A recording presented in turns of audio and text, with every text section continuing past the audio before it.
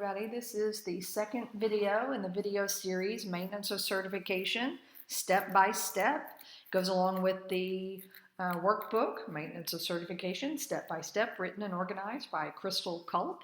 You can find that workbook through Amazon just by searching the title and the author. So we're on page 3. This is the second video in the series, page 3 of the workbook, Getting Started. And there are a few things that I advise NBCTs to do, every candidate to do at the beginning of a candidate cycle, and that is to log into your National Board account and update your information with National Board. So to do that, I have gone to the main page of National Board, which is nbpts.org, and up in the top right hand section there is a login. So you're going to click on login and it will take you to the sign in page, and it allows you to sign in and then update your information. If you've forgotten your username, your password, there are steps you can take that National Board gives you instructions about there on that page on how to get logged in. But it's important that you keep your information updated with National Board, because National Board communicates if there are changes in date or scheduling, or if there's a problem that they need to make sure that you know about. They need to be able to get in touch with you. Also, if you've changed schools, National Board needs to know and would like to know that as well. They like to keep track of where NBCTs are throughout the country. That is, just for reporting purposes. Also, if you've moved or you've changed your phone number, you also need to make sure you let them know that. All right, so that's updating our information. Let's go back to the main page. Now there's another couple of steps that I suggest you take before you dive in too deep. One of the first ones is getting back into your National Board standards. It may have been a while since you've had to, or you've chosen to look at those standards. So let's go to the main page and find out how we get to those standards. So under the certification tab right there, you scroll down to where it says standards right there.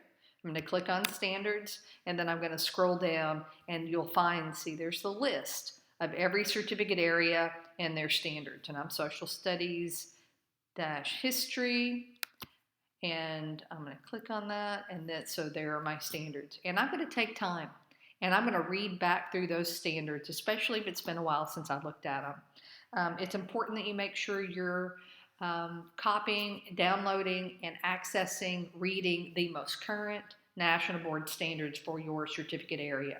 National Board updates those certificate standards every few years, so make sure you have the most recent version.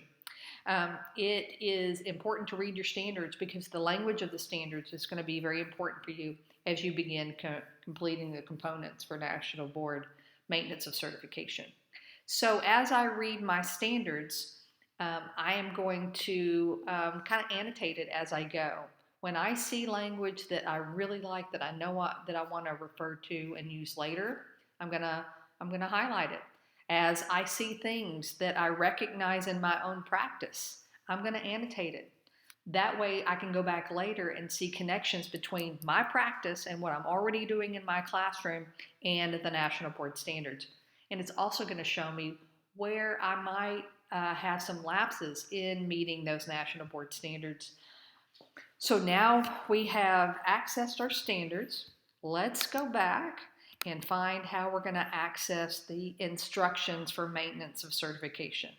So the same tab where I was before, under certification, I'm going to scroll down even farther, and there it is right there, maintenance of certification. I'm going to click on that, brings me to this page, and then this tab here, this button here, MOC Candidate Resources, click on that, scroll down, and then there are the things that you're going to need to pursue maintenance of certification. I'm going to click on that first little button there, and here are the guide, the calendar, and most importantly though, here's your instructions and all the forms that you're going to need to complete maintenance of certification. Okay, so that's page 3, the Getting Started Toward Maintenance of Certification.